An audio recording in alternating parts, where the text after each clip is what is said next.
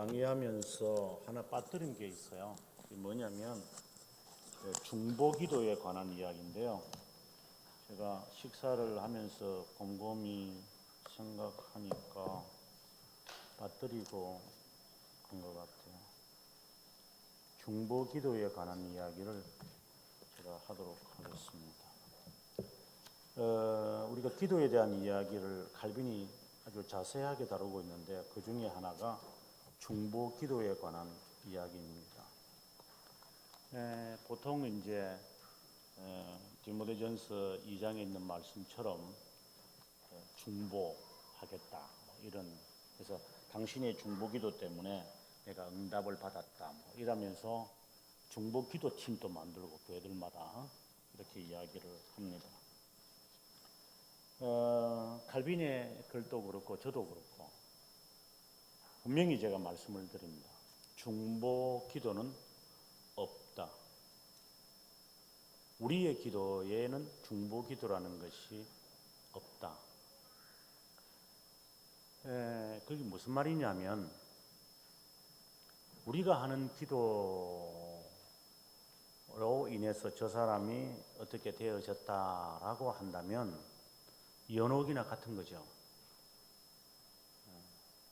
내 기도에 의해서 우리가 인사하는 마음으로 당신 기도 덕분에, 목사님 기도 덕분에 이렇게는 이야기는 하더라도 의미는 중보기도의 의미는 아니다. 단어를 그렇게 쓸 뿐이다. 왜 그런가 하면 중보자는 예수 그리스도 한 분밖에 없는 것인데 하나님과 사람 사이에 누가 중보자가 되어가지고 기도를 한다는 것인가? 우리가 사도신경에 보게 되어지면 하늘에 오르사 이런 말이 있잖아요. 하늘에 오르사 하나님은 우편에 앉아 계시더니라고 합니다. 하나님의 우편. 이 하나님의 우편에 앉았다라고 하니까 진짜 예수님께서 어린아이처럼 하나님 아버지 우편에 앉아가지고 아버지 뭐 이러면서 이제 우차사에 놓는 것처럼 그렇게 말하는 것이 아니라 이것은 중보자, 중보라고 하는 의미를 이렇게 표현하는 겁니다. 성경적 표현이거든요. 제가 독생자라는 의미도 그렇다고 제가 첫째 날에 말씀드린 적이 있었잖아요. 성경의 언어의 의미가 있어요. 그것을 빨리 파악을 하셔야 돼요. 그렇지 않으면 나름대로 이제 해석이 돼버리는 거니까. 그래서 중보라고 하는 거예요. 주님은 우리를 위해서 요한 1서 2장 1절에 보면은 대언하신다라고 되어 있잖아요. 맞아요. 중보기도 아시죠? 그러면 우리가 누구를 위해서 중보를 해요? 금자씨가 하는 말처럼 너나 잘해라고, 너나 기도를 하라고. 예를 들어서 옆에 그 요한복음 21장에 보게 되었을 때 사도 요한이 예수님한테 옆에 딱 붙어가지고 저 사람 어떻게 될 것 같은데요? 그러니까 주님께서 내가 올 때까지 이 사람을 살려둔다 하더라도 내게 무슨 상관이 있느냐고 라고 말씀을 하셨습니다. 자, 그러면 우리가 그럼 하는 기도로는 그러면 뭐라고 해야 되느냐? 격려의 기도다. 내 기도 때문에 이 사람이 교회를 오거나 내 기도 때문에 어머니가 예수를 믿었다는 것이 아니라 정말 내 딸이 저렇게 나를 위해서 기도를 하나. 어머님에게 용기를 주고 어머님에게 감동을 주는 그러한 격려의 기도라는 단어로 쓰는 것이 좋고, 중보의 기도. 만약에 중보의 기도를 인정해 버리면은 이제 누구까지 이야기해 버리냐면 성자들의 기도까지 하는 거예요. 이게. 성자들의 기도. 왜 로만 가톨릭이 성자들의 이름을 땁니까? 그것은 성자들은 연옥을 거치지 않고 천국에 갈 정도로 그 사람들은 공로가, 천국에 갈 만한 공로가 있는 거예요. 그렇기 때문에 그들은 남아 있어요. 그래서 그 사람의 이름을 택해서 그분의 도움을 내가 받는 거죠. 성자들이 이름을 내가 채택함으로 그 사람이 나를 위해서 기도한다는 것에서 그분들의 이름을, 성자들의 기도 없어요. 그리고 한국 교회도 보면은 자기가 뭐 목사 되고 난 다음에 갑자기 데이비드 뭐라 그러고 그걸 그 말도 안 되는 이야기죠. 예. 뭐 가츠 네임이 있다. 그 영어로 말하면 가츠 네임이 있다 그러고 뭐 이렇게 크리스천 네임이 있다 뭐 그러는데 좀 보기는 좋을 거예요. 그것은 바르지 못해요. 왜? 자칫하면 다른 사람들이 나를 로만 카톨릭인으로 인정을 할 수 있었죠. 만약에 제 이름이 저는 미국 애들하고 이렇게 지낼 때는 은혜라고도 하지만 그냥 편안한 이름을 이야기할 때는 그냥 저는 데니라 그러거든요. 데니. 그래서 저희 옆집에 있는 애들은 저보고 못하잖아요. 윤? 뭐 이러고 귀찮다. 그냥 데니. 이러면 데니. 그러면 쉽게 알아들으니까 그래. 데니는 자기들이 가운데서 항상 이게 나돌아다니는 이름입니까? 그렇게 쓰는 거죠. 의도성은 건 없죠. 쉽게 부르라고. 제 호적에는 데니엘이라는 선적이 없어요. 그냥 이렇게 부르기 쉬우라고 이런 것이지. 예. 만약에 제가 학교에서 제가 신학대학을 그때 다니면서 너 이름이 뭐냐 할 때 데니엘 이래버리면 사람들이 데니엘? Are you sure? No. 그렇게 오해할 수가 있는 것이죠. 만약에 자기 이름이 태어날 때 저희 아들 이름은 사무엘이에요. 사무엘라. 그래서 우리 애가 처음 미국 가기 전에 하는 말이 미국 애들을 소개하는 거예요. What's your name? 이러면 Yeah, my name is Sam, and I have 3 names. What? My father called me Samuel. You call me Sam. Some other people calls me Samuel. 그러니까 그래 치는 이름이 3개라고 이야기하는 Samuel, 사무엘, 샘. 이게 우스갯 소리가 해서 야, 지금도 너가 3개 이름 갖고 있냐니까 No. Just joking 하는데 그렇죠. 예. 성경의 이름을 태어날 때 그렇게 정해버린 거죠. 예. 이제 그거 왜, 그건 뭐 중보기도 이거는 관계가 없는 거죠. 이름을, 그건 자기 이름이니까. 그 사무엘이 나중에 그거 가지고 뭐 나는 그 다른 이름 하나 가질래. 그럼 무슨 이름 가질래? 어거스틴 세미얼 라. 말도 안 되는 이야기. 제가 뭐 예를 들어, 제가 칼빈을 너무 좋아한다. 저는 칼빈을 좋아하긴 좋아도 칼빈을 갖다가 이름을 딸 그 정도는 아니고 칼빈이 뭔데요? 훌륭한 사람이죠. 저에게는 가장 훌륭한 사람 가운데 최고의 사람이다. 이 정도지. 제 이름을 칼빈 언성 라 그렇게까지 해버리면은 칼빈이 그 제네바에 가면 칼빈 무덤이 있다 그러거든요. 가보시면 한번 가실 거예요. 플랭드라 하는데 그 칼빈 무덤 아니거든요. 근데 그 한국 교회가 여기에 그 돈을 주가지고 또 대리석에 이렇게 새겨놨어요. 칼빈이 죽음이라고. 근데 그리고 사람들이나 학자들은 그 인정 안 해요. 왜? 칼빈 자체가 그가 세상을 떠날 때에 나의 비석도, 나의 무덤도 아무런 그 표시하지 말라고. 그래서 아무도 몰라요. 그때 당시에 사람도 알았겠죠. 그러나 그 이유는 몰라요. 아무도. 그래서 여러분 개혁신앙이라는 게 의미가 참 좋아요. 나중에 에든버러 가보시면은 에든버러 가기 전에 이제 그 샌 앤드루를 가면 존 낙스의 그 무덤이 있어요. 존 낙스의 무덤. 찾기가 정말 어려워요. 어딘지 모르겠어요. 그래서 겨우 찾았는데 가보니까 막 그냥 무슨 꼭 시궁창에 있는 것처럼 나무를 잡초를 제쳐야 글도 안 보여요. 그래서 막 해가지고 잘 이렇게 그늘을 잘 지게 만들어야 글이 좀 있는 것처럼. 그리고 여러분 아다시피 비석은 거기에 있는데 이 사람의 시신은 어디에 묻혀 있냐면 자기 교회 그 주차장이잖아요. 그 주차장이 23번이거든요. 그래 그 사람들 그 주차장에 그 주차해요. 존 낙스의 그 무덤 위에. 그러나 루터파라든가 그다음에 감리교라든가 우리가 뭐 존경하는 사람 가운데 한 분이라고 이야기할 수 있는 드와이엇 무디라든가 이런 사람들 가보면요 자기 죽을 때 얼굴 그대로 이게 몰딩해가 있어요. 섬찟해요. 그 죽은 사람의 얼굴을요 어떻게 이걸 덮어가지고 그걸 그대로 몰딩을 해가지고 만들어놨다니까요. 손도 그려놨어요. 그래서 루터의 얼굴을 정확하게 우리가 알고 있어요. 얼굴은 조그만하대요. 그 관을 보면 관도 가서 딱 재보니까 저보다 작은 것 같아요.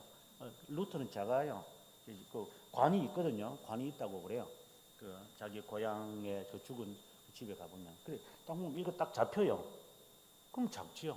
저는 큰 줄 알았어요. 배가 이만큼 한 40인치가 되어져서 나는 좀 이런데도 배가 이만큼 되면서 제가 33인치니까 한 6인치를 더 해가지고 키도 작으면서 배가 이만큼 나왔다면 땅 딸보죠 뭐.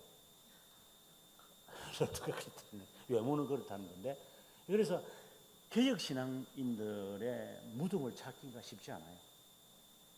그러나 그 외에 다른 사람들은요. 웨슬리도 그래요. 웨슬리도 얼굴 그대로 몰딩해 놨어요. 그 미국의 그 위튼 칼리지에 가보면은 부딘 목사님 그대로 이렇게 다 해놨어요. 몰딩도. 섬찟해요. 손도. 그래서 저도 저희 모친이 돌아갈 때 제가 어떤 분들은 얼굴만 찍잖아요. 그래서 철저나 그랬죠. 그래서 저는 저희 모친 손을 찍었어요. 그래서 우리 모친 손이 제하고 붙잡고 있는 손을 제가 이렇게 탁 찍었죠. 저는 손이 중요하니까. 근데 어머니 손이나 제 손이 너무 똑같은 것 같아요. 그래서 어머니 손이 내 손, 내 손이 어머니 손 이래가지고 사진 찍는 거죠. 그래 그 사람들 보면 손을 이렇게 몰딩해요. 네, 저는 몰딩 안 해요. 그 몰딩 하겠어요? 그런데 개혁 신앙을 하는 사람들은 적어도 그래요. 그런 거 전혀 없어요. 근데 그런 것을 보았을 때 칼빈이 뭐 자기 이름을 뭐 내가 부르기를 좋아했겠어요. 아무리 제가 칼빈을 변호하는 세리베투스 글을 썼다고 해서 뭐 칼빈이 제가 천국 만약 갔을 때 청도 와가지고 어우 나 선생님 고마워요 이렇게 하겠어요? 그런 분이 또 아니고 또 그럴 거다 바라지도 않아요. 그냥 내가 그게 가지고 그 덕분에 제가 학위를 받았으니까 그냥 고마운 거지 뭐 제가 그 들고 뭐 제가 박하선 하나 들고 가겠어요? 그러니까 그런 거죠. 그 이상은 없어요. 그러니까 중보라고 하는 이 말 자체, 성자의 기도라는 이 말 자체를 우리 개혁 신앙에는 이 자체가 없다. 그럼 만약에 있다면 그들을 위하여 우리가 격려의 기도를 한다. 그러면 뭐 그 신약 성경에 뭐 베드로를 위하여 교회가 기도했잖아요. 그건 중보의 기도가 아니죠. 왜 중보의 기도라고 했다면 베드로가 나중에 석방돼 가지고 와가지고 그 사람들이 놀랐겠어요? 그런 거 아니죠. 그래서 중보의 기도라고 하는 의미는 예수 그리스도 그리고 우리가 중보의 기도라는 말을 쓰더라도 그것은 격려하는 기도의 수준이지 예수 그리스도처럼 행하는 것은 아니다. 이렇게 좀 정리가 되어졌으면 좋겠습니다. 그 다음에 이제 교회라고 하는 이야기로 들어가도록 하겠습니다. 교회는 한마디로 제가 뭐라고 했냐면 3권은 무엇을 받는 길이라고 했죠? 은혜 받는 길이다 라고 했고 4권도 은혜 받는 길인데 그렇게 볼 수 있어요. 두 개 다. 그러면 이거는 어떤 은혜를 받는 길이라고 할 수 있을까요? 내적 또는 개인적. 그러면 4권은 어떤 은혜를 받는 길이라고요? 외적. 그래서 내적 수단, 외적 수단 이렇게 말하는 거예요. 그래서 교회는 성도들에게 은혜를 받도록. 그러면 은혜를 받는다라고 하는 이 말을 제가 뭐라고 정의를 내렸냐면 믿음이 강화되는 것이라고 했다면 그러면 교회도 성도들에게 믿음을 주는 게 아니라 믿음을 강화시키는 일에 모든 프로그램들이 만들어져야만 한다. 은혜를 뭐 받게 한다. 뭐 은혜를 받을 수 있도록 한다. 우리는 그건 못합니다. 단순히 은혜를 좀 울리는 것 같은데 여러 가지 프로그램들을 통해서 성도들이 믿음이 강화되도록 다시 말해서 믿음이 강화된다는 것은 그가 구원의 사실과 구속의 사역과 하나님의 보호하심과 하나님이 나와 함께 하심을 일깨워주는 그 일을 해야 된다는 거지. 자연스레 이 제목 하나만 봐도 우리가 알 수가 있는 거예요. 그래서 교회라는 것을 우리가 이야기할 때 외적 수단을 가지고 이제 하는 것인데 하나님은 교회를 세우셔서 칼빈은 교회를 모신이라고 했는데 성도들을 양육하도록 하는데 초점이 있다. 그럼 누구를 양육한다는 것이냐? 누구를 양육한다고 하는 것인가? 바로 신자들을 양육한다는 것이겠죠. 그러면 이 신자라고 하는 말 안에는 거짓 신자가 있을 수 있겠지만 교회는 사실상 거짓 신자가 누군지 참 신자가 누군지 분간하기가 정말 어렵죠. 그것을 하라는 것이 아니라 자신이 등록을 하고 자기가 신자입니다. 이 교회 신자가 되겠습니다. 그러면 그걸 양육에 가야 돼요. 그 안에 미운 오리가 있다 하더라도 어쩌겠어요. 지 스스로가 나가기 전까지는 미운 오리라 하더라도 내가 품어야지요. 그래서 어머니라고 그러는 거예요. 예. 그래서 이것을 품어서 가야 되죠. 스스로가 난 어머니 집 싫어요. 나는 출타할래요. 그럼 출타하세요. 그러면 그건 어쩔 수 없는 거죠. 예. 그러나 칼빈이 하는 말입니다. 교회를 떠나는 것은 조심해라. 그 이야기도 제가 다 할 거예요 이제. 먼저 교회는 1차적인 의미는 모친이다. 양육의 목표를 갖고 있다. 교회는 신자들이 모여서 뭐 불가시적 교회가 있고 뭐 이런 말을 여러분 많이 들어서 왔을 거예요. 그렇게 중요한 거 아니에요. 왜 중요하지 않느냐면 불가시적 교회 우리 몰라요. 이건 하나님의 영역이에요. 그런데 이제 이것을 강조하는 자들이 있죠. 예를 들어서 뭐 성교회라든가 무교회주의자들이라든가 그리스도의 교회, 교파들의 이름들이 여러 개가 있어요. 교파들 현대에 나타나는 교파들이 정말 이름도 정말 가지각색이고요. 알 필요도 없어요, 실제로 그런 거. 그런데 그런 사람들의 대부분이 뭐냐? 이것을 강조해요. 불가시적 교회라면.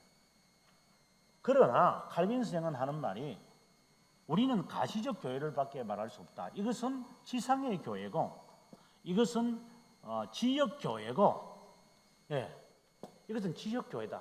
그러니 이 지역 교회 안에는 앞서 말씀드린 대로 참신자도 들어올 수도 있고 참신자라는 것은 중생된 자가 들어올 수도 있고 중생한 척 하는 자도 들어올 수 있다. 들어올 수 있는 거예요. 그러나 또 하나는 자기가 지금은 거짓 신자처럼 보이지만 본래는 참 신자인 자도 있을 수 있겠죠. 근데 그걸 모르는 거죠. 그래서 교회는 신자라고 하는 즉 중생된 자를 중심으로 교육을 해내려가야 한다. 이제 이것을 여러분 잘 보시면 개혁 교회는 중생된 자들을 대상으로 하겠다. 아직 그 사람이 중생된 사실을 못 깨닫기 때문에 깨닫게 하겠다 이런 것이지 중생을 시킨다거나 중생된 자만 하겠다거나 그리고 중생을 하도록 이끌어 가겠다거나 이런 것은 우리는 못합니다. 그런데 성령이 하는 그것은 이것이 하는 것이에요. 3번에서 하는 것이고 우리는 그들을 깨닫게 하는 것은 할 수 있을 거예요. 당신이 하나님의 자녀입니다. 근데 자기가 성격이 좀 그래가지고 끝까지 말 안 듣고 하는 사람도 있겠죠. 그래서 이렇든 저렇든 교회는 중생이라고 하는 타겟을 가지고 모든 프로그램들은 만들어져야만 한다. 이렇게 전제가 되어 있는 거예요. 교회 안에는 뭐 눈높이가 있고 그건 세상 사람들이 하는 이야기예요. 제가 신학에서 가장 어려운 책이 그 역사신학이라는 책이 있어요. 신학에서 제일 어려운 거예요. 신학의 역사 또는 뭐 역사신학 이런 게 있는데 그걸 제가 번역을 하지만 번역을 했는데 영문 문장이 한 페이지예요. 그럼 동사는 하나밖에 없죠. 주어도 하나. 목적어가 한 페이지예요. 그런 것이 한두 페이지가 아니에요. 1500페이지가 되는데 그걸 어떻게 해석해요? 그건 해석하는 제가 힘든 거예요. 뭐뭐 하였으며 뭐뭐 하였고 하였는데 하였기 때문에 할 수도 있으며 그렇지 않을 수도 있는데 그 이유는 이와 같은 것일 수 있고 그렇지 않을 수도 있고 이 전부 고자예요. 고 그래서 뭐뭐 그런데 아직도 이게 마침표를 못 적어요. 제가 그걸 읽히면요 머리가 터져요 여러분. 어디서 끊어야 돼요? 이래 놓아요. 우리는 간단하게 해석해야 돼요. 이렇습니다. 그러나 그렇습니다. 아닙니다. 그렇지 않을 수 있습니다. 그런데 이럴 수도 있습니다. 아니요, 그렇지 않습니다. 요래 딱딱 끊어줘야 알아들어요. 우리는 계속 큰 뭐 붙이면요, 우리 이 머리가 터져버려요. 근데 그 책을 제가 이제 번역을 해서 석박사를 가르치는데 신학 박사 되겠다고 하는 분들, 이분들도 이렇게 해요. 근데 그것을 제가 대학생들한테 이번 학기에 제가 가르쳤어요. 2권을, 1500페이지를. 얘들이 정신이 없죠. 그런데 테스트를 했죠. 여러분들이 할란가 뭘 할란가 저도 모르죠. 그런데 얘들이 해요. 제가 깜짝 놀라서요. 석박사들도 힘들어하는 것을 너희들이 따라오는구나. 아니면 내가 잘 가르쳤나? 그러니까 애들은 후자예요 뭐 이러더만. 그래서 교수 평가에 아주 성적을 잘 매긴 것 같아요. 이상하다. 내가 굉장히 어렵게 했는데 또 평가는 그리 좋냐? 내가 뭘 공짜로 준 게 있나? 생각을 했는데 애들이 따라와요. 제가 그걸 보고 깜짝 놀랐어요. 제가 하는 말은 어렵기 때문에 이런 방법을 택하겠다라고 하는 것은 조금의 도움이 되겠지만 진리의 문제는 그렇지 않아요. 어느 집사님이 우리 여기 교회에서 이 책을 가지고 하신다는 이야기 듣고 제가 깜짝 놀랐어요. 그래서 제가 저희 교회 전도사 보고 이 책 가르쳐라. 그래가지고 다음 달부터 이거 가르치겠다. 아니 자존심도 안 상하냐? 아니 저자가 있는 교회는 안 가르치는데 아니 저자가 아닌 교회에서 이미 주일학교 학생들한테 가르친다는데 그러니까 그렇죠. 그래서 집에 가서 반성했어요. 전도사가 어제 왔거든요. 알았어. 네.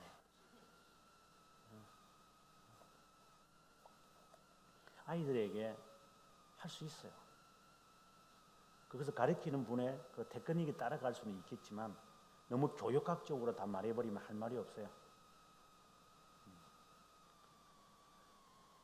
그것은 뭐냐? 성령께서 역사하신다는 3번을 신뢰하기 때문에 가능한 거예요. 그래서 그렇다고 모두를 일편 획일적으로 다 그렇게 하라 이런 의미가 아니라 너무 거기에 치우치지 말아라 이 말이에요. 왜? 이것은 인간의 교육이 아니라 지식을 전달하는 것이 아니라 하나님의 말씀을 그 마음에 새기는 작업이고 역사는 누가 하느냐? 성령이 역사하신다는 것을 신뢰하는 것이라면 가능하지 않을까 이제 이런 생각을 해보는 거죠. 자, 그러면 두 번째 이제 이 가시적 교회와 불가시적 교회에서 우리가 보는 것은 가시적 교회다. 그 안에는 참 신자와 거짓된 신자가 있다. 그러나 우리는 중생이라는 타겟을 가지고 교회를 운영해 가야만 한다라는 거죠. 그다음에 세 번째, 정말 참된 교회와 거짓된 교회를 우리가 한번 구별해 보자라는 것이 이제 세 번째 주제인 것 같아요. 이 주제를 칼빈 선생은 사권 2장 1항에서 이제 이 말을 해요. 그 칼빈이 하는 말을 제가 그대로 여기 있는 책이 아마 있으시면 한번 볼 수 있기를 바라요. 죄송해요. 그래서 우리가 한번 그대로 원문 그대로 우리가 한번 읽었으면 좋겠다는 생각이에요. 책을 아까 보니까 사신 분들이 계셔서 한번 찾아보시면 좋을 것 같아요. 이 사권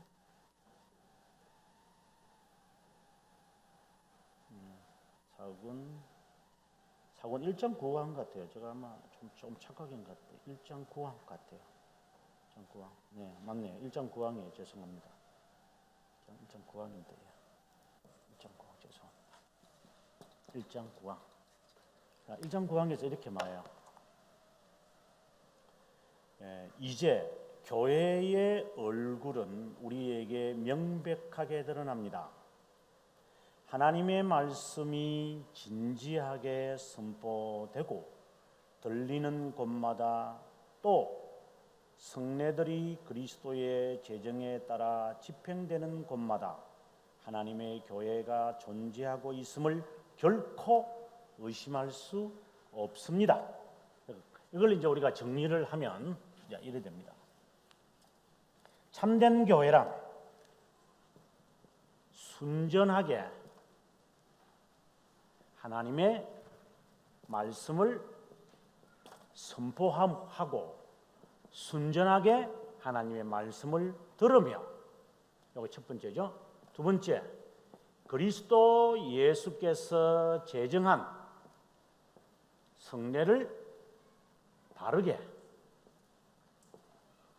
집행하는 또는 집례하는 곳이 틀림없다, 이렇게 말해요. 자, 우리는 여기서 말씀이라는 것에 관심을 가져봅시다. 말씀이 무엇을 의미할까? 말씀을 선포한다고 했어요. 이것도 순전하다는 것에도 우리 관심을 가져봐야 되는데, 말씀이라고 말할 때에는 우리가 생각해야 할 게 있어요. 말씀하면은 헬라어 로고스다, 바로 이렇게 딱 떠올리거든요. 여기서 말하는 것은 로고스의 의미를 말하는 것인가? 칼빈 선생이 이것을 이제 라틴어로 쓴 건데, 여기서 라틴어로 쓸 때는 베르붐이라고 하는 단어를 써요. 베르붐. 요걸 딱 뜨면 동사가 되겠죠. 그래서 이것은 본래 스피치를 말해요. 스피치. 말한다는 거예요. 또는 다른 말로 말하면 입에서부터 이렇게 나가는 것을 이렇게 말을 해요. 스피치니까. 아니면은 이제 말 이렇게 이야기도 할 수 있어요. 베르붐이라는 게. 그런데 말씀이라는 것을 칼빈 선생이 우리말에는 말씀이라 했지만 실제로는 칼빈이 기독교 강요에서 세 가지 단어로 쓰고 있는데, 하나는 이것이고 두 번째는 보챔이라고 하는 단어를 써요. 이건 목소리라는 목소리. 이것도 말씀이잖아요. 목소리. 그 다음에 또 하나가 있는데 세르모네스라고 하는 단어가 있어요. 세르모네스. 이 세르모네스라는 이 말은 이렇게 딱 잘라버리면 설몬이라 해가지고 우리가 설교라는 말로 이렇게 사용되어 나는데, 이 세르모네스라는 말이 어디서 사용되느냐 하면 아주 가끔 사용하는데, 그렇게 많이 사용하니 한두 번 내지 세 번을 정도 쓰는데, 어디에 이 단어가 가장 많이 나오냐면은 삼위일체 설명을 할 때 말씀이 계시니라, 말씀이 육신이 되어라 할 때 바로 요 단어를 써요. 그렇다면 우리가 로고스가 바로 예수 그리스도 성자 하나님이다 할 때 그 로고스라는 개념을 여기에 쓰는 거예요. 자, 그런데 여기서 이것을 말한 것이 아니라 하나님의 말씀을 직접 그러니까 보이스처럼 들리도록 하는 이것도 말한 것도 아니고, 그럼 이것을 말했다 이 말이죠. 그럼 이건 도대체 무엇을 말할까? 칼빈이 정말 많이 써요. 정말 많이 쓰는 말씀.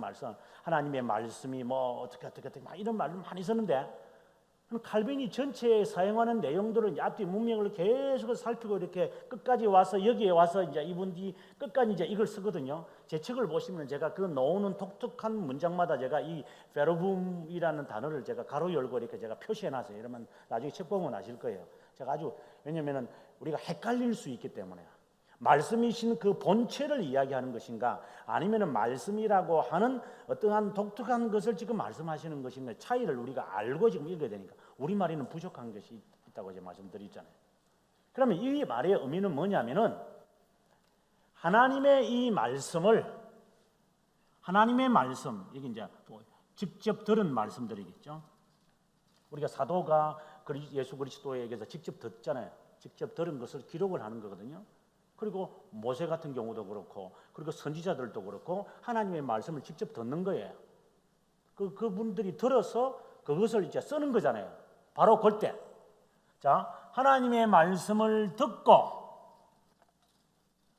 그러면은 하나님의 말씀을 그대로 문자 그대로 이렇게 적는 것도 있어요.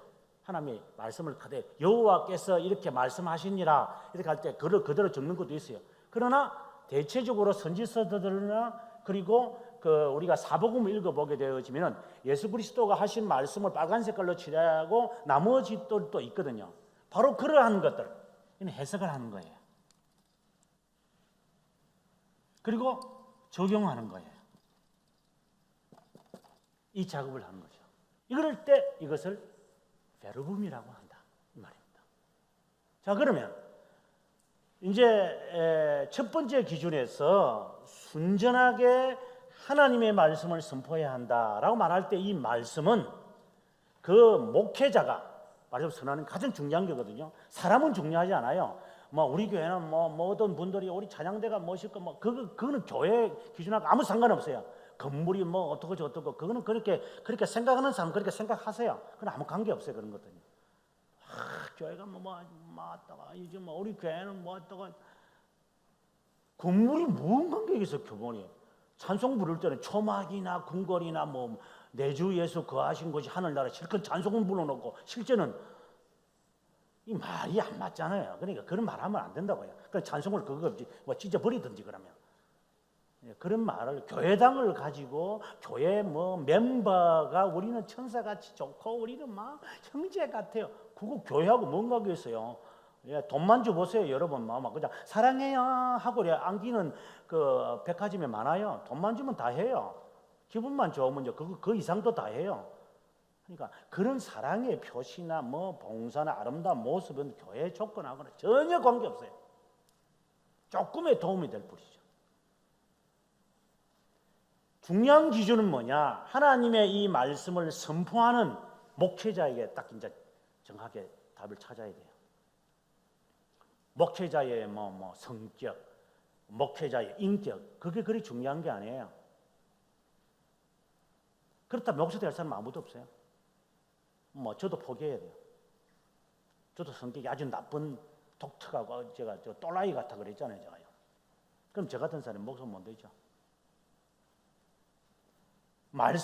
하나님의 말씀을 그가 읽으면서, 이제 저 같은 경우를 본다면 하나님의 말씀을 읽으면서 묵상을 하고 내가 가지고 있는 모든 경험과 신앙을 바탕으로 해서 이 말씀을 기록하신 분들, 그리고 이 말씀을 그에게 주신 선지자에게 주고 사도에게 주신 그 하나님의 의도를 내가 가지고 있는 지식을 총동원하겠죠, 제가. 그거 틀릴 수도 있어요.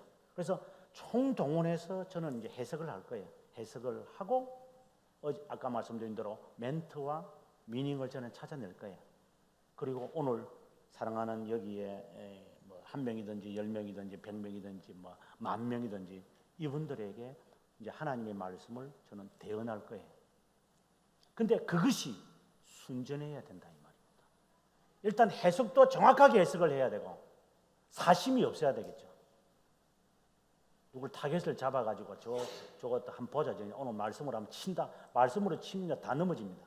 아주 무서운 거다. 칼이기 때문에 말씀을 전하면요. 거기서 말하는 하나님의 말씀은 좌우에 날쌘 금과 같아서라고 말할 때 이 의미는 이것도 아니고 이것도 아니고 이겁니다.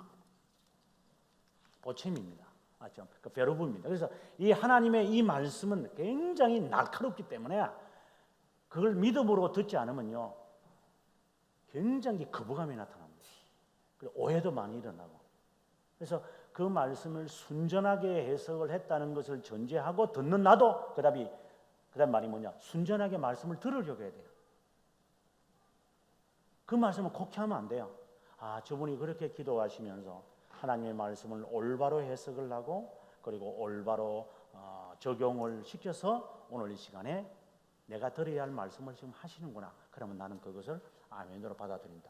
그런데 그 말씀이 올바로 해석한 게 아니라 그러면은 교회가 아닌 거죠. 교회 기준이 있는 거니까. 그래서 이 설교가 그렇게 중요한 거죠. 그러면 하나님의 그 말씀이 그러면 순전하게 베르붐을 선포한다는 것을 우리가 어떻게 합니까? 평신도가 뭐 신학을 했습니까? 몰라요. 그럼 배우세요. 뭐해요 그러면? 우리 배울 시간이 있어. 사업에 바쁘고 직장생활에 바쁘고 피곤하면 와가지고 그냥 코 올리면서 그냥 아니면 코 골면서 자야 될 판에. 그럼 저는 할 말이 없어요. 그럼 성경에 있는 말 다 필요 없어요. 뭐 때를 얻든지 못 얻든지 뭐 전도하라는 말씀, 앉을 때든지 설 때든지 뛰어갈 때든지 말씀을 읽으라고 이렇게 말하는 말을 그건 필요 없어. 다 필요 없어요. 그런 건. 그럼 하나님 그거 모르시고 그럼 우리한테 요구하시겠어요? 주야로 묵상하라고. 나 묵상할 시간도 없어요. 지금 사업에 고안하는 것만 머리에 가득 차 있어요. 바빠서 저는 뭐 지금 해야 할 일들이 너무나 많으니까 육체가 너무 노곤해서 나 말씀 읽을 만한 그 여유도 없어요. 그거 하나님께서 감안하지 않으시고 우리들에게 그 말씀을 하셨을까요? 이 예언의 말씀을 읽는 자와 듣는 자가 그리고 이것을 지키는 자들에게 복이 있나니라고 말씀하시는 의미가 그럼 읽을 수도 없고 들을 수도 없고 지킬 수도 없는 자들을 주께서 감안하지 않으시고 이 말씀을 하셨겠어요? 이건 대명령이에요. 배워야 되는 거예요. 그래서 부지런히 교회는 가르쳐서 이제 오전에 잠깐 말씀드렸지만 장로님 같은 경우에는 목사님 정말 죄송합니다. 이야기할 수 있어야 되는 거죠. 그 일산이 아니고 안산에 큰 교회가 있죠. 제 교단에 속해 있는 교회인데 뭐 고등학교도 있잖아요. 거기 보내려고 뭐 전국에 있는 기독교인들이 그저 줄 서고 막 그러더라고요. 요즘 또 줄 서는지 모르겠어요.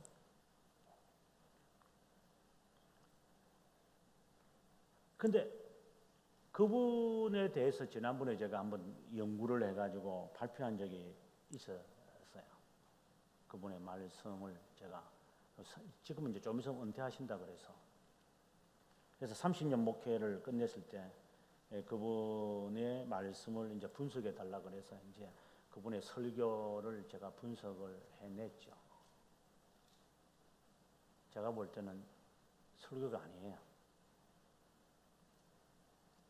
그분은 껍데기는 장로교지만 알맹이는 전혀 달라요. 본인도 그러셨어요. 목사님 좀 그렇네요 하니까 저는 그런 것을 좋아해요. 그러시더라고요. 말씀을 해석하고 말씀을 적용하게 될 때에 그 말씀이 다른 거예요. 그럼 우리가 이제 바꾸어서 봅시다.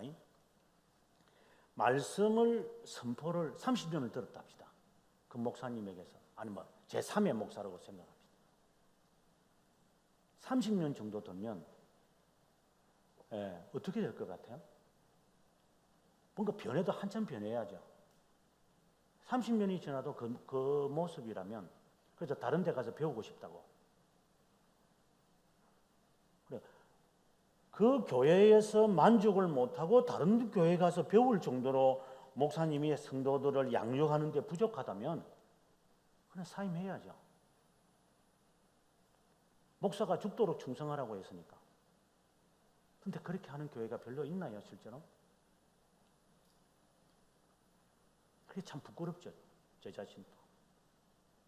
그래서 교회는 부지런히 가르쳐서 부지런히 말씀을 성도들이 배우도록 하고, 근데 이분이 이제 부흥을 하다가 보니까 바쁘잖아요. 막 그분이 또 전도 잘 하시더라고요. 딱 붙잡으면 진돗개 전도법이라 해가지고 딱 붙잡고 그냥 교회 나올 때까지 붙잡고 있다 그러더라고. 그러니까 손 나오세요. 교회 오실랍니까? 아니 뭐 바쁜데 교회 오시면 제가 나오게 뭐 이렇게 해가지고 전도 한다고 그렇게 하더라고요. 그리고 그 사람이 출근하기 전까지 빨리 가서 문고리 붙잡고 있으라고 그렇게 해가지고 끌고 모아가지고 그렇게 이렇게 산더미를 만들어 놨더라고요. 뭐 불 딱 집어넣으면 다 타버릴 텐데. 그것이 한국교회 유행하고 있잖아요. 진돗개 물으면 그냥 막 진돗개보다 더 무는 게 불독입니다. 확 물어가지고 확 돌리면서 막 이런 전도를 하고 제가 볼 때는 무서운 것 같아요. 이 사람들이요. 아니 고구마 뭐 전도법이다 뭐 그러고 뭐 나는 그런 분들 뭐 무서워요. 그 보험회사 보험 팔아먹는 사람들하고 같은 것 같아요. 예. 이런 식으로 이제 사람들을 모으겠죠. 그러다 보니까 얼마나 바쁘겠어요. 바쁠 수밖에요. 말씀 읽는 시간보다 기도하는 시간이 더 많고 전도하는 시간이 많으니까 굉장히 거룩하게 보이죠. 그런데 이제 새벽 기도를 설교를 하는데 이제 권사님이 이제 태클을 걸었죠. 목사님 설교가 좀 이상하네요. 그러니까 권사가 기도도 안 하고 이제 앉아가지고 이따 설을 나온다. 예, 알겠어요. 목사님. 그리고 한 몇 개월 또 지나고 나니까 안수 집사가 목사님 설교 좀 이상하지 않습니까? 그때 인터넷이 유행하지 않았던 때라 그러더라고요. 그러니까 어디가 어디 있는지 모르죠. 지금 인터넷에 단어만 하면 지금 석박사 학생들 논문 쓸 때요. 그 표절 그거 딱 이렇게 기계에 딱 집어 넣으면요. 몇 퍼센트 어느 책 어느 페이지 다 나와요. 그래가지고 7%인가 그 이하로 내려가야지 그 표절의 그 성과가 돼가지고 이제 그 통과를 시켜요. 요즘은 그런 세상이 됐어요.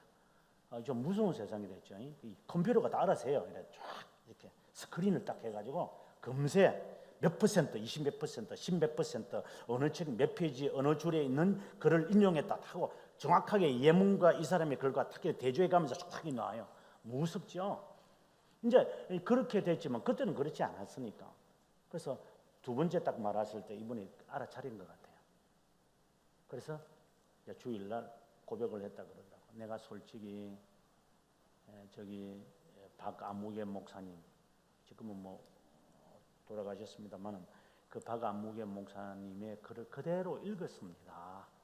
내가 워낙 바빠서 그랬다. 하니까 사람들이 막 울고, 우리 목사님이 저렇게 바쁘셨나? 이러면서 이분 또 회개하면서 이제 바로 자기 설교를 했다. 이렇게 말하거든요. 예. 성도들이 내가 만약에 잘못되면 말해줘야죠, 저한테요. 마치 내 아들이, 아빠 요즘 좀 이상해. 엄마한테 좀 잘해주면 안 돼, 아빠? 그 말 듣기 싫지만 고맙다 하더라. 내가 좀 엄마한테 좀 잘못했는 것 같다. 그것을 들을 수 있고 그걸 또 말할 수 있고 그래서 아들이 있는 것이 좋고 딸이 있는 것이 좋고 그래서 내가 조심하게 되어져. 이게 말씀을 선포하는 자에게도 도움이 되고 듣는 자에게 도움이 되는 거지. 그런데 선포하는 것도 그렇고 듣는 것도 그렇고 순전하지 못하고 쫓아내려고 생각을 하는 사람고 그래서 앉아가지고 그냥 막 저거 한번 보자 내쫓아야 되겠다. 이런 그 엉큼한 마음과 이중적 마음을 가지고 설교를 듣는 자. 또 이것도 내쫓으려고 각오하고 또 이렇게 설교를 엉큼하게 설교하고 이거는 교회의 표지가 아니라는 거죠. 그래서 목사님이 도덕적으로 잘못될 수는 있어요.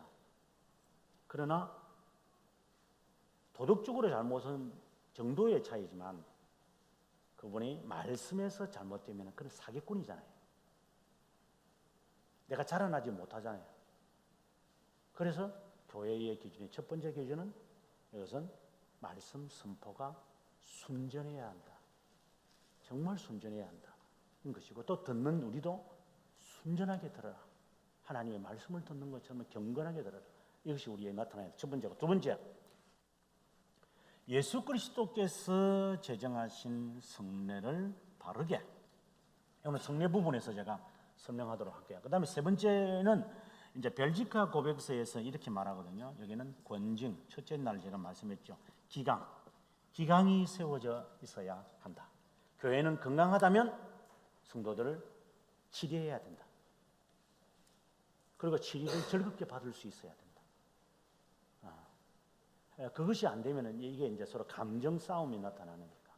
그래서 이것이 건전하게 나타났으면 좋겠다 하는 것이 이제 그 벨지 고백서에서 했던 이야기고 칼빈은 이 말은 하질 않아요. 네. 그래서 그 다음에 네 번째는 이 참된 교회와 거짓된 교회, 참된 교회가 규정이 되면 거짓된 교회는 자연스럽게 판가름 나는 것이니까요. 그 기준이 행위가 되어서는 안 된다. 도덕적 기준으로 봐서는 안 된다.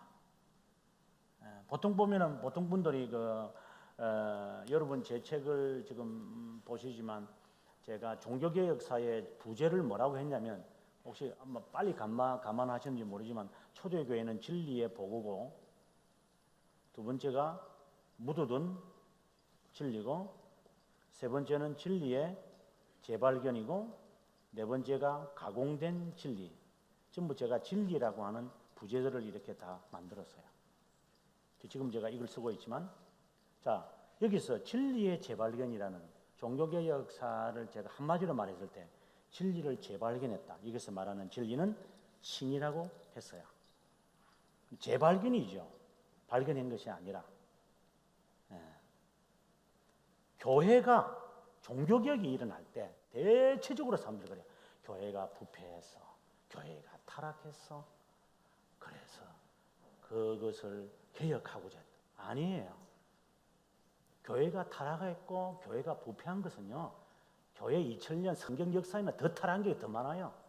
여러분, 아합 시대에 어땠는데요? 교회는 언제든지 타락했어요. 언제든지 부패했어요. 고린도 교회는요, 지금 한국 교회보다 훨씬 타락했어요. 그런데 종교개혁이 왜 안 일어날게요? 그리고 뭐 중세 초기에는 뭐 타락 안 하신 것 같아요. 창부정치라는 게 있어요. 창부정치라는 거예요. 창부정치. 중세에 창부정치. 10세기에서 일어난 거예요. 한 60년 동안 있었던 거예요. 그래서 나중에 이제 그 독신제도가 이제 자연스럽게 나오게 되죠. 11세기에 가서. 창부정치라는 게 여자들이 뭐 짓거리 하는 거죠. 쉽게 말하면. 그리고 뭐 이 교황은 뭐 또 그렇게 또 하고, 여 사람하고 결혼하고 저 사람하고 결혼하고 뭐 첩을 두고 뭐 그 첩 한 명만 두겠어요? 그때 뭐 사직기가 있어요, 녹음기가 있어요, CCTV가 있어요. 그러니 아무 때나 짓해도 괜찮죠. 뭐 두건 하나 덜렁 뜯었으면 아무도 모르고. 마스크 딱 하고 다니잖아. 사람은 까만 안경에다 마스크 모자 푹 뜯었으면 누군지 남자인지 여자인지 뭐 아무도 모르겠더라고. 그것처럼 그 두건 같은 경우는 그 후드 딱 뜯어쓰고 가면은 저게 교황인지 저게 뭐 노숙자인지 저게 여자인지 모르죠. 그래 쓱 이렇게 손도 다 집어넣고 이렇게 가지고 쓱 들어갔다 쓱 나오는데 아무도 모르는 거예요 이게. 근데 어떤 짓을 했는데 어떻게 알죠?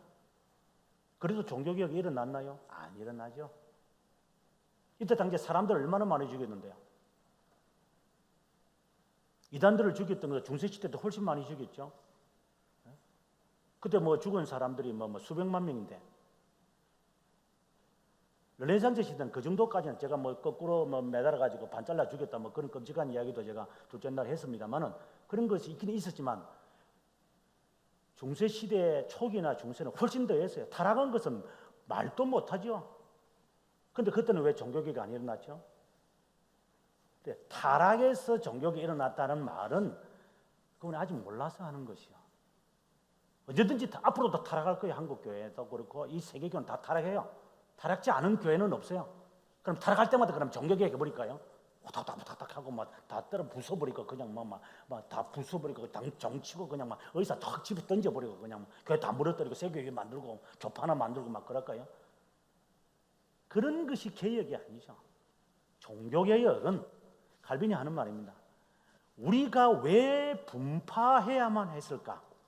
왜 우리가 교회를 떠나야만 했을까? 교회는 하나의 교회인데 우리가 떠날 수밖에 없는 이유는 타락했기 때문일까? 아니다. 항상 타락했다. 그리고 어떤 사람들은 뭐 종교회의가 뭐 정치성이 있기 때문에 종교회에서 결정한 거 받아들이기 좀 그렇다. 콘스탄티누스가 뭐 그렇고 뭐 3차, 4차에 모일 때 뭐 당시에 동로마 제국의 그 황제였던 그 여자 뭐 불체리아가 뭐 어떻고 저떻고 예 사실이에요. 그렇지만 칼빈이 하는 말이에요. 그렇지만 그런 가운데서라도 하나님은 섭리로 인해서 하나님의 고귀한 교리와 진리가 보존되기를 원했다. 하나님의 섭리를 보는 것이죠. 모든 것이 깨끗해야 되고 그럼 지가 말하는 거죠. 다 깨끗해야 되고 다 모든 걸 좋아야 되고 그래서 결정 나야 된다. 그것은 불가시적 교회를 바라보는 사람의 눈이고 그 사람 자체가 문제가 있는 거죠. 본인 자체는 그렇게 깨끗한 것인가? 깨끗한 적이 없는데 부패한 인간이 사는데 정도의 차이지. 그걸 주장을 하면서 우리 교회는 잘못됐다. 뭐 저 교회는 잘못됐다. No, 타락은 교회의 종교개혁의 기준이 될 수가 없어요. 거리는 될 수 있어도. 그것은 뭐냐? 진리를 발견해야 돼요.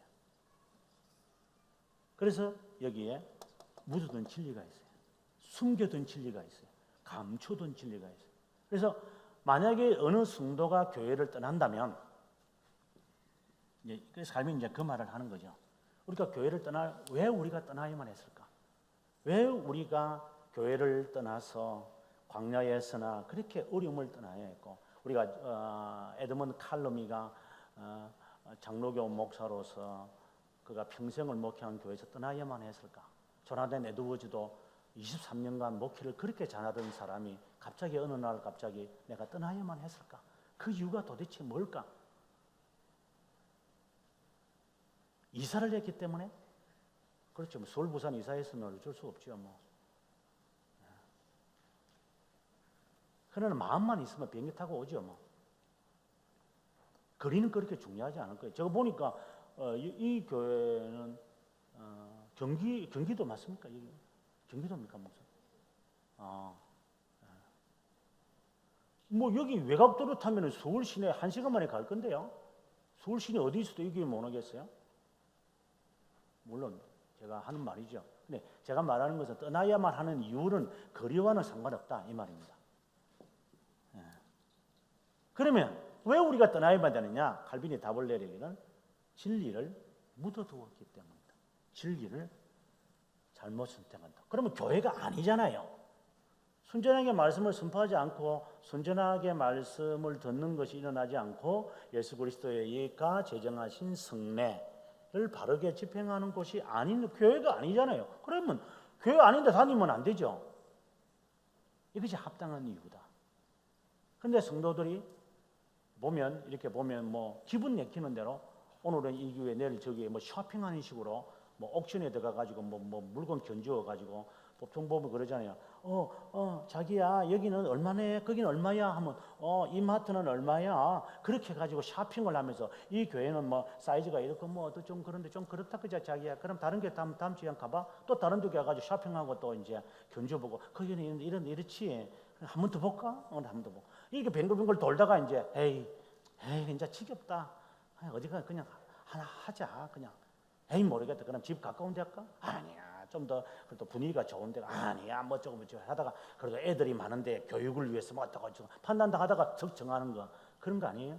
그 기준이 정말 목사님이 하나님의 말씀을 순전하게 선포하는 정말 저분이 말씀을 따라 살려고 정말 각오하는 것을 기준으로 갖고 하는 성도들이 한국교회 몇 명이나 될 것 같아요. 여러분. 교회를 떠나는 사람들 뭐 직분자 그만두거나 쫓겨나면 다 교회를 해가지고 어느 날 가가지고 저쪽 교회 가지고 그냥 무임 장로로 실컷 있다가 좀 더 열심히 하다 보면은 그러면 다시 재임 투표를 하겠습니다. 이거 3분의 2 넘어가지고 장로 임명 받고 권사가 돼가 여기서도 권사 안수 받고 저 가서도 권사 안수 받고 이 뭐 권사 안수를 몇 번이나 받는지 모르겠어. 안수 집사가 여기서도 안수 됐다. 또 저 가서도 안수 집사 되고 이게 뭐예요 도대체 이게? 무질서하게 말이야 교회가. 정말 내가 이 교회에 등록을 했으면 그분에 대해서 신뢰를 하고 과거에 우리가 어렸을 때도 교회를 옮길 때는 그 목사님한테 찾아가서 내가 여의치 못해서 목사님 제가 교회를 옮겨야 되겠는데 목사님 허락해 주실래요? 어느 교회를 가려고 하느냐? 예, 어느 교회를 가려고 해요. 그러면은 임명정서를 갖고 그 교회에 찾아가서 목사님 어느 교회에서 임명정서를 갖고 이 교회에 나는 등록할래요. 그런 교회 있나요? 좋지요. 오면 좋지요. 어서 오세요. 대환영입니다, 여러분. 뭐가 굴러 들어왔기 때문에 대환영입니까? 한 영혼이 돌아와서 천국에 있는 기다리고 있는 아흔보다 돌아오는 양이 좋아서 좋아하는 것인가? 아니면은 좀 재력이 있고 그리고 애가 한 3명 나오니까 주일학교도 좀 될 것 같고 젊으니까 일 좀 할 것 같고 컴퓨터 잘하니까 컴퓨터 뭐 이제 교회 뭐 방송도 잘 할 것 같고 그 기준 혹시 마냥 갖고 있는 거 아니에요? 정말 그 영혼이 말씀을 갈급해서 교회에 와서 온 것에 대해서 대환영합니다. 그러면 그 교회는 아름다운 교회죠. 제가 이상적인 교회를 말하는 게 아니라 사실적인 교회를 말하는 거예요. 우리가 반성해야 될 게 있다 이 말입니다. 그래서 교회를 떠나는 이유는 진리와 관련되어져야지 다른 여건을 가지고 불가피하게 이사를 가야 되거나 그 다음에 꼭 떠나야 할 수밖에 없는 또 타당한 이유가 또 하나 있을 거예요. 뭐 자기 나름대로. 그럴 때는 아까 말씀드린 대로 목사님에게 찾아와서 사정을 토하고 그리고 난 다음에 제가 가겠습니다. 만약에 하지 않았다면 그렇게 하셔야 돼요. 그게 하나님 앞에서 사람 앞에서 내가 증거를 갖는 거예요. 어느 날 가만히 쓱 돌아가도 가만히 도는 사람은 가만히 나가겠죠. 지발이 질이니까. 아니 제가 이 교회 담임 목사면 제가 이 말 못합니다. 담임 목사 아니니까 그렇죠. 여러분이 제 등 뒤에 가서 제 뒷꼭지 듣고 막 욕해도 저는 몰라 나 저기 저 서울 저 특별히 저기 꼴짝이 저 있는데 저 서울 시내에서도 저 꼴짝이 저 살고 있어요. 그러니까 수락산 그 상계석에 살고 있으니까 여러분 아무리 소리 외쳐도 저하고는 아무 관계 그런 거 없어요. 예. 저 욕하세요. 그러나 사실을 제가 말하는 거니까 이상적인 것을 말하는 것이 정말 교회를 위해서 최선을 다해서 내가 살자. 예. 부족할 수는 있어요. 그러나 거짓되면 안 돼요. 목사님들이 부족할 수는 있어요. 저도 부족해요. 예. 그러면은 그것을 채워주면 되잖아요. 내가 채워주면 되는 거죠. 그래서 교회잖아요. 지체고. 예. 이빨이 잘못되면 잇몸으로 먹어보고 안 되면 배꼽으로도 음식 집어넣으면 되는 거고 교회는 살아가야 되니까. 그래서 정말 내가 죽도록 이 교회에서 내가 충성을 주님을 내가 주님의 몸된 교회를 내가 최선을 다하리라 이런 자세로 이제 교회에 임해야지. 무슨 쇼핑을 다니나 그래? 한국 교회 그런 게 많아요. 또 실제로 그렇고 또 안 가는 사람도 있어요. 인터넷에 설교 그냥 검색해가지고 그냥 헌금을 또 안 되면 또 가치기 받으니까 또 뒷자리에 딱 앉아가지고 그냥 지금 하나님 냈습니다. 하나님 적어도 제가. 그리고 또 11조 내라면 또 교회 안 된 것도 어디 내냐면 또 자기가 또 마음에 드는 교회 또 11조 내요 또. 어느 날 저희 교회에 어느 분이 계시다가 저 이제 창원으로 이사를 가는 경우가 있어서 우리 교회는 한 번 나가면 지금 이게 휘청하거든요. 여러분은 휘청 안 할 거예요. 한 명 나가다 들어가나. 자, 모를 수도 있지만 우리는 한 명이 가면요 머리카락이 우당탕 빠지는 거예요 이게. 11조가 왔다 갔다 하는. 아니 이게 뭐 이거 진짜 이 걱정이 머리카락이 좀 빠질 것 같아요. 그러니까 그 아내 되시는 분이 하는 말이에요. 그럼 11조를 저희가 우리 교회에 내겠다요. 자기가 하는 교회는 큰 교회래요. 한 1000명 모이는 교회니까 뭐 11조를 내려나 안 내려나 그래 기별이 없대요. 그래서 내가 안 됩니다. 그거 내세요. 왜요 목사님? 이래서 당신 돈 없어도 헌금이라 안 해서 당신 돈 없어도 이 교회는 하나님의 교회다. 당신이 가는 교회도 하나님의 교회다. 그 교회에 충성하지. 여기 넘보지도 말라고. 나중에 이사 오면 여기 오더라도 창원에 살아야 돼. 창원에. 그래서 최선을 다해라. 마치 하나님의 11조를 적선하는 식으로 여기에 갈라 바치는 사람들. 혹시 만약에 여기는 안 계시겠지만 혹 있다면 빨리 수정 보완하셔야 돼요. 그걸 만지지 마세요. 그것에 대해서는 하나님의 것이니까. 뭐 인터넷에 보면 11조를 뭐 성경적이잖아. 정말 답답해서 그 누군지 모르니까 성격 같아서는 가가지고 꿀밤이 아니고 그냥 배 차례 들고 가 종아리 한 10대 때리고 싶어요. 말도 안 되는. 내고 싶으면 내고 내고 싶으면 내지 마. 안 내면 되지 그걸 가지고 논의하고 있어요. 하나님께 드릴 것은. 그게 논쟁거리입니까 그게? 그 이상 또 바치지. 어디서 그 따위를 이 젊은이들이 성경적이죠. 그럼 성경적인 이유는 다른 건 하나 그러면 이 젊은이들의 사고 자체가 이 어디로 가는지 모르겠어요. 백투더 퓨처로 가나 백투더 뭐 과거 패스트로 가는지 모르겠어요. 이게. 어떤 지금 우리 교단들이 아니고 아마 여기도 아니겠지만 어떤 교단들을 보면 부목사들이 그 노조를 만들어요. 이것들이 무슨 월급쟁이 줄 알아요. 노조 만들어 가지고 어샤 뭐 월급 달라 안 준다 뭐 보너스 달라 어샤 오죠. 정신 빠진 애들 말이죠. 이게 직업인 줄 알아요. 이거 목사가 주면 받고 안 주면 못 받는 거지. 그래서 교회의 기준을 분명하게 전하고 그리고 교회에 대해서 만약에 해야 될 어쩔 수 없이 했다면 목사님에게 충분한 양해를 구하고 목사님이 안 됩니다. 지사님 나 임명전서 안 써줄 것 하면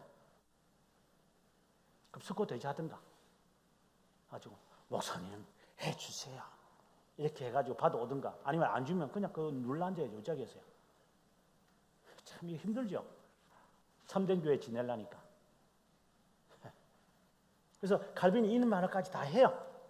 그래서 우리가 떠나는 이유도 그 때문에 로만 카톨릭에서 떠났고 교회가 아니니까 우리는 떠났고 진리가 숨겨져 있고 거짓된 복음을 선포하기 때문에 우리는 떠나는 것이다 라고 그들이 칼빈 선생이 우리들에게 하고 있기 때문에 교회에 대한 기준을 말씀 즉 베러봄으로 봐야만 한다.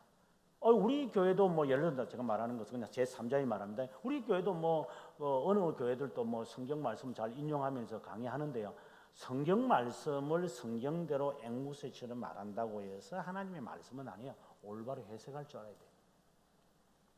그리고 그것을 다시 말하지만 그것을 올바로 해석을 할 뿐만 아니라 잘 적용을 또 시켜야 돼요. 그래서 설교학을 가르치는 제 후배 교수들을 설교학을 가르치는 후배들 교수 보고 이렇게 이야기를 해보면 그래요.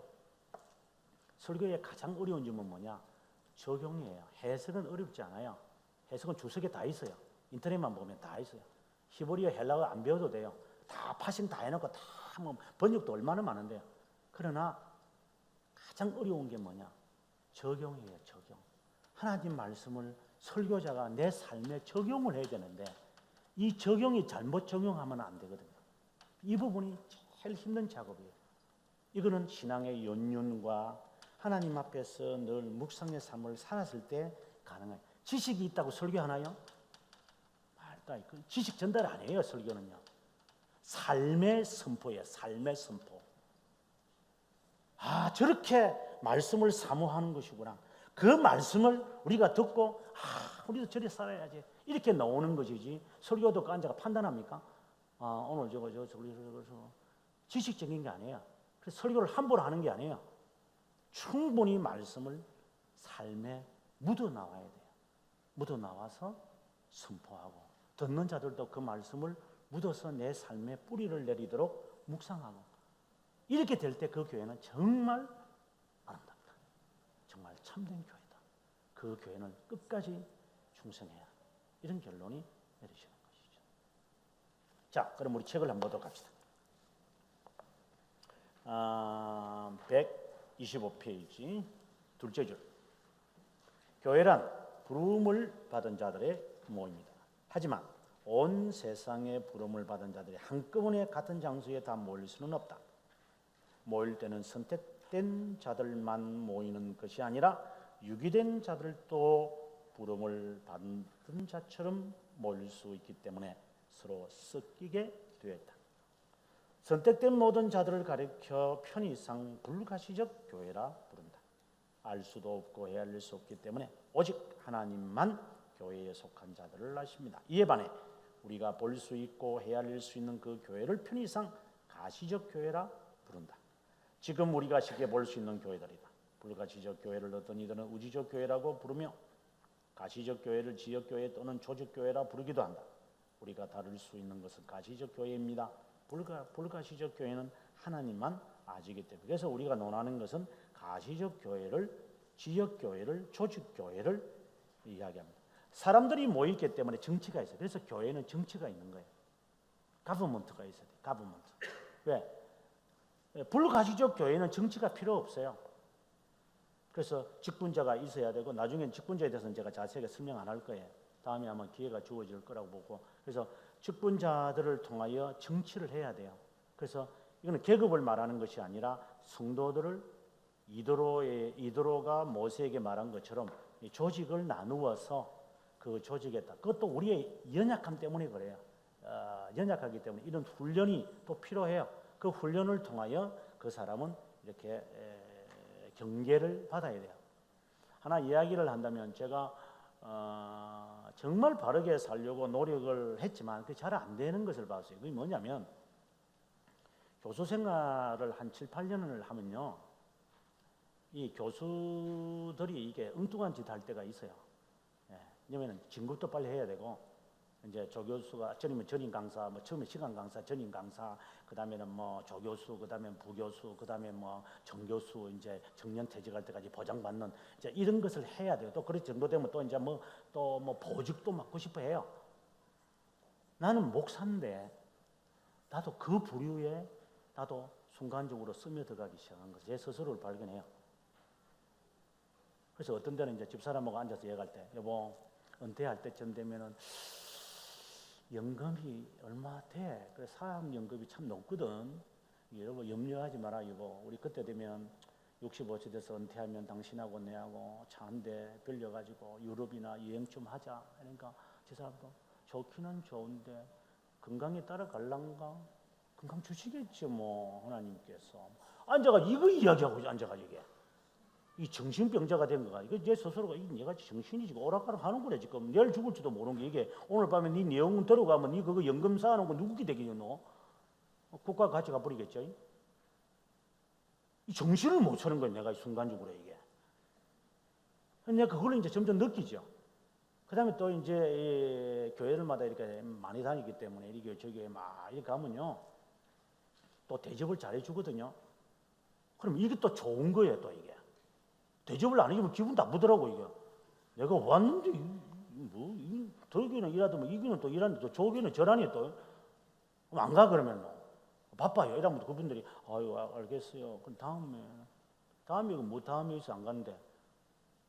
또 사례금을 실컷 또 해놨더만 사례금을 또 찌꺼리만큼 주고, 어떤 때는 뭐 이만큼 주고, 어떤 때는 요만큼 주고, 요만큼 주는 날 안 가진 거죠, 제가. 이만큼 주는 데 가지고. 기왕이면 내 에너지, 내 지식을 전달해가지고 이만큼 화끈하게 받는 데 가지고 누가 저 지식을 이만큼 했는데 이만큼밖에 안 주는데 하루 종일 했는데 이만큼 주고 한 시간만 하는데 이만큼 주는 데까지. 이제 그런 마음이 이제 제가 드는 거예요, 이게 이제 죽을 때가 다 된 것 같은 내가 원래. 죽으려고 이제 환장한 것 같은데요. 내가 이 생각을 해보니까 너 죽으려고 지금 환장을 한 거구나 하는 생각이 자꾸만 스며들었죠. 제가 그렇게 타락했어요. 뭐 제 타락하는 모습을 사람들이 몰라서 그렇지. 내 마음은 너무너무. 그리고요, 기도 생활도 안 해. 처음에는 기도 생활 잘했어요. 오면 막 참 새벽에 일어나가지고 혼자서 책상에서 참 리빙스톤처럼 그냥 빵 하나 딱 갖다 놓고 징그랬는데 나중에는요, 감사하다. 먹자. 그러니까 먹으면서 기도하는 거예요. 하나님 감사해야 그냥. 감사하기 뭘 감사해. 진짜 타락하고 먹는 거지. 이제 그것도 귀찮지. 새벽기도는 뭘 새벽기도 새벽만 일어나가지고 빨리 학교 가야죠. 강의하러. 새벽기도 생략. 하나님 아시지 않는데 바쁜 거. 이 전부 엑스큐즈라 이게. 이제 죽을 때가 다 돼가죠. 그래서 막 이게 건강이 이제 내 건강이 이제 극도로 악화되기 시작하죠. 제 몸이 이제 그때 망가지기 막 시작하는 것 같아요. 정신 차리죠. 만약에 지식을 팔아먹는 나라면 나는 이제 목사로서 이제 말이죠. 목사가 교수라는 이름을 가져가지고 지식을 팔아먹는 사람이라면 나는 장사꾼이죠. 장사꾼. 지식을 팔아먹는 거잖아요. 그리고 이걸 이제 타락. 그런 자 입에서 나온 것을 가지고 신학생이 은혜를 받겠어요? 이게 문제라. 내 스스로를 그렇게 느끼는 거예요. 정말 힘들어요. 근데 누가 새벽기도를 만들어 놔가지고 새벽기도 싫어요. 근데 새벽기도 가야 기도해요 또. 그래서 감사해요. 새벽기도 안 가면 기도할 시간도 없어요. 전부 다 앉아가 책만 읽는 시간이 되니까. 그래 이제 앉아가 내내 허리가 아파요. 하도 앉아가지고 공부하니까 이게 허리가 운전을 오래 하면 허리가 이제 해가지고 이거 이래 걸어요 내가. 요번에 그 5,500km를 달리기 하는데 나 허리를 못 펴가지고 이래가지고 무슨 얼마 전에 대통령 되신 분이 그 걷는 것처럼 그래 걸었어요. 그러니까 옆에 있는 분들이 교수님 왜 그래요? 해서 허리가 아파서. 그러니까 새벽기도 없으면 기도 안 하는 거예요. 문제라 이게 문제. 그래서 감사해요. 새벽기도 있는 것에 대해서 이제는. 여러분 건강하실 때 새벽기도 와서 기도하세요. 나중에 허리 아파가지고 하고 싶어도 못할 때가 올 거예요. 좋은 것이 있다면 새벽기도 가기 위해서 교회 근처로 아파트가 많네요. 집 팔고 이쪽으로 오세요. 이쪽으로. 나는 교회에 기도하기 위해서 나는 저 멀리에서 포기하고 아무리 좋은 아파트를 포기하고 여기 왔다. 아마 상당히 좋을 것 같아요. 학군 따라 지역 따라서 아파트값 올라가는 거 따라서 여기 있다가 또 그쪽으로 가는 사람들이 있다면 죄송합니다. 주님이 기다리고 계시니까 빨리 돌아오세요. 괜히 고생하지 마시고. 지금 아파트값 안 올라가거든요. 근데 여기는 아파트 올라갈 것 같아요. 여기는요. 이 자리가 여기 뭐 공원도 있고 여기 보니까 여기 이게 뭐니 절경이더만요. 이게 하나님 어떻게 이렇게 장소를 줘요? 배가 아파요 저는. 이 농담입니다. 예, 그러니까 이 좋은 자리에 갖고 온데 이사하죠. 공기도 좋고 조깅도 하시고.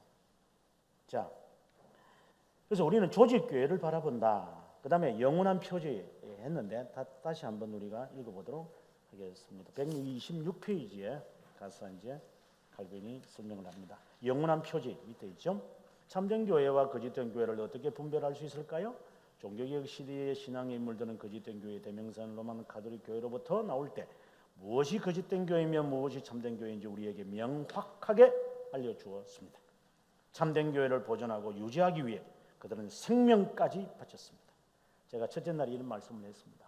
개혁교회가 뭐 겉으로 뭐 어떻고 저떻고 이야기하지만 이 신앙을 지키기 위해 순교한 자들이 너무나도 많지만 우리가 알고 있는 루터주의, 그 다음에 뭐 감리교, 순복음, 순교자들이 얼마나 있나.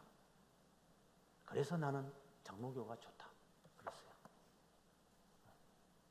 죽음을 사수한 이 신앙을 우리들에게 전해주려고 했던 장로교 정치를 처음으로 주장했던 사람이 토마스 카드라이트라는 사람이에요. 캠브리지 대학교 교수예요. 이 사람 쫓겨나서요. 청교도 치고 쫓겨나지 않는 사람은 없어요. 그렇다고 뭐 쫓아내라는 게 아니라 그런 각오로 그때 살았어요. 그걸 당연하게 받아들였습니다.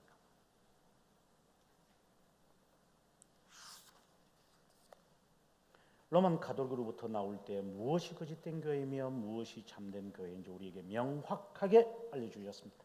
참된 교회를 보존하고 유지하기 위해 그들은 생명까지 바쳤습니다. 그들이 말하는 참된 교회의 표지는 먼저 하나님의 말씀이 순전하게 선포되고 순전하게 들려지는 것입니다. 둘째, 성례가 그리스도께서 제정하신 것에 따라 집행되는 것입니다. 이 표지는 영원한 표지입니다. 교회의 역사를 통해 이 표지는 분명하게 틀림없이 증명되었습니다. 누구도 부인하지 못합니다. 좀 그다음에 패러그래프 가면 바른이라는 단어는 순전하다는 뜻을 담고 있습니다. 몸에 좋은 건강식품처럼 영에 좋은 순전한 것을 의미합니다. 경건 훈련에 필요한 영적 양분을 주는 것을 말합니다. 이 순전한 교훈은 즉 교리를 배웠다면 하나님을 참으로 경외하고 섬기고 아버지를 신뢰할 수 있습니다. 거짓 신자들은 거짓된 말씀을 좋아합니다. 자신의 길을 즐겁게 만들기 때문입니다. 하나님의 말씀을 순전하게 선포하는 교회가 참된 교회입니다. 또 참된 교회는 순전한 마음으로 듣는 청중이 있어야 합니다. 하나님의 말씀이 순전하게 선포되고 청중이 순전하게 듣는다면 성령의 역사는 반드시 일어납니다. 하나님의 말씀을 전파하는 데 있어 여러 인간적 과물들을 사용하는 것은 거짓된 교회의 모습입니다. 제가 오전에 했던 거 기억나십니까? 형상 기억나시죠? 예배란 영어로 뭐라고 했습니까? 서비스다. 이 서비스는 본래는 서비투드다. 이 말의 의미는 종됨이다.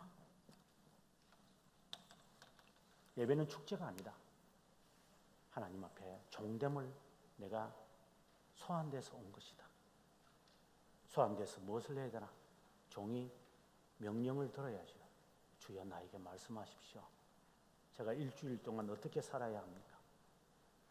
하나님 나에게 말씀하시면 주의 종이 듣겠나이다. 가브리엘 천사가 와서 말할 때 어떻게 합니까? 계십 종이오니 제가 듣겠나이다. 그 마리아의 그 고백이 참 멋있는 것 같아요. 계집 종이오니 듣겠나이다. 말씀대로 이루어지다. 그 처녀가 그 아기를 놓으면 어떻게 합니까? 그거 시집도 못 가고. 그러나 주님의 말씀이라면 이루어지면 됩니다. 내가 혹시 간음을 했다고 해서 사람들이 나를 돌팔매질을 한다 하더라도 주의 말씀이 그것이면 이루어지십시오. 멋있는 고백 같아요. 아니면 그 죽음을 직면했을 때도 그럴 것 같아요. 만약에 하나님께서 어떤 큰 병을 통해 가지고 나를 이제 거두어 가신다고 한다면은 그 히스기야의 기도 보면 그런 기도 나오거든요. 근데 쩌빙글리도 1519년에 주리에게서 목회를 할 때 처음에 그때 이제 여름에 역병이 돌아가지고 자기 동생도 죽고 이제 자기가 이제 이게 죽을 병에 역병에 걸려버렸어요. 그래서 그때 그가 쓴 글이 있어요.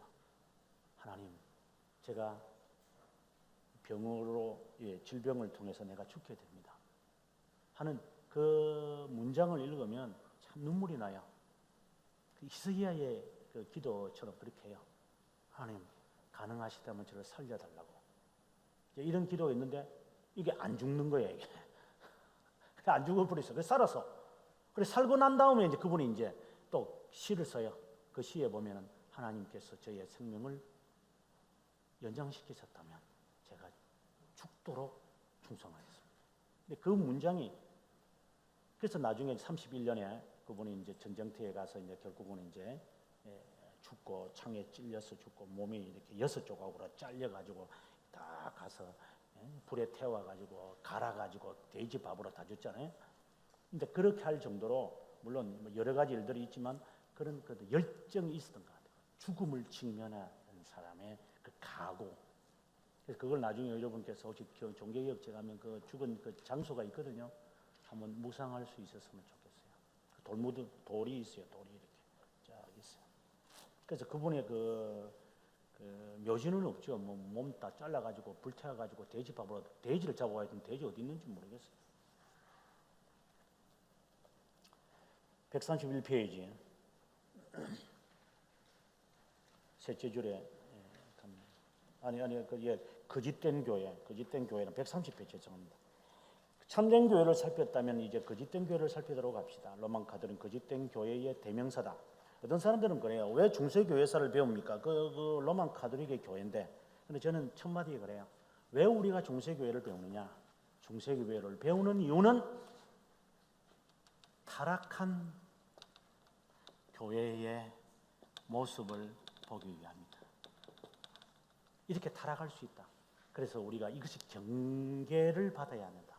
한국 교회가 로마 카톨릭을 닮아가서는 안 된다.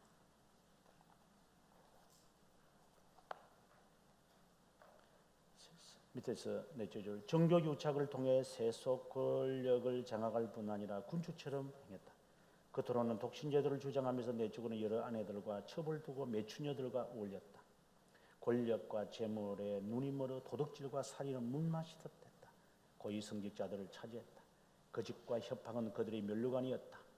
로마 카톨릭 신부들의 타락은 온 세상이 알고 있다.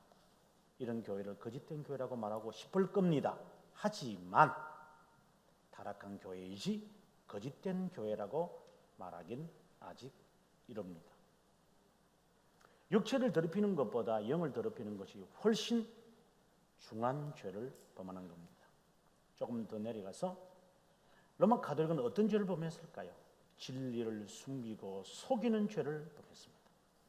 구원의 진리를 숨기고 거짓 복음을 전했습니다. 미신적 고함물들, 칼빈이 참 말 많이 하는 거예요. 고함물이라는 말을 많이 써요. 고함물. 인간적 고함물, artificial device라고 해서 인간들이 만든 이 인간의 고함물이 뭔데요? 어제 저녁에 제가 잠깐 말한 것처럼 은혜를 부추길 수 있도록 부추기는 것이죠. 이렇게 하면 은혜를 부추긴다고 이렇게 이야기를 해서 이 교회의 여러 프로그램들을 보면은 교회에서 가르치는 것은 성경과 교리 외에는 가르칠 게 없어요. 교회는요, 실제로. 근데 뭐 그렇게 가르치냐? 아버지 학교, 좀 있으면 어머니 학교, 좀 있으면 그 시어머니 학교도 만들겠구만. 근데 사회가 해야 할 일이죠. 사회가. 그걸 교회가 해야 할 일은 아니죠. 교회가 할 일을 안 하니까 엉뚱한 일을 해가지고 자기들이 하는 일을 감추려고 그러잖아요.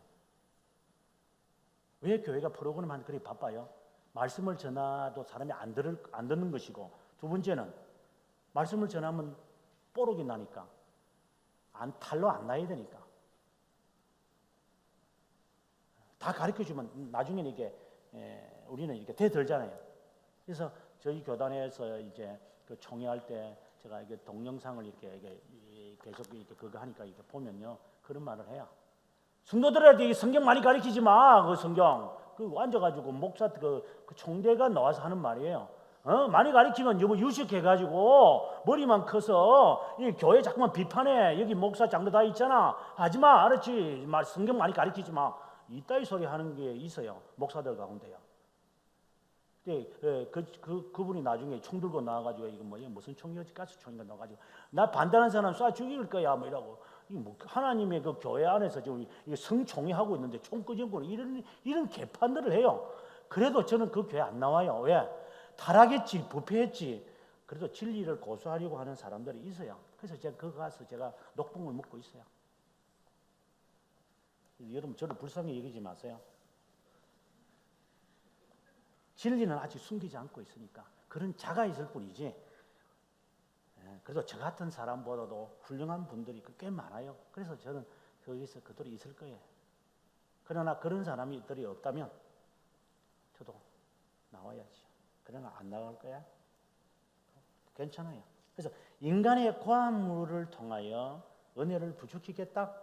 이것이 거짓 복음이고 이것으로 진리에 관심을 가지지 못하게 했기에 이 죄가 크다. 그래서 그 밑에 보시면 밑에 5줄에 종교개혁자는 이런 면에서 이 교회를 가리켜 적그리스도라고 했고 종교개혁자는 그 교회를 떠나야만 했고 라고 결론을 지어야 되겠죠. 그러면 교회에 할 일이 뭔가 조금 쉬고 마지막 강의를 하도록 하겠습니다.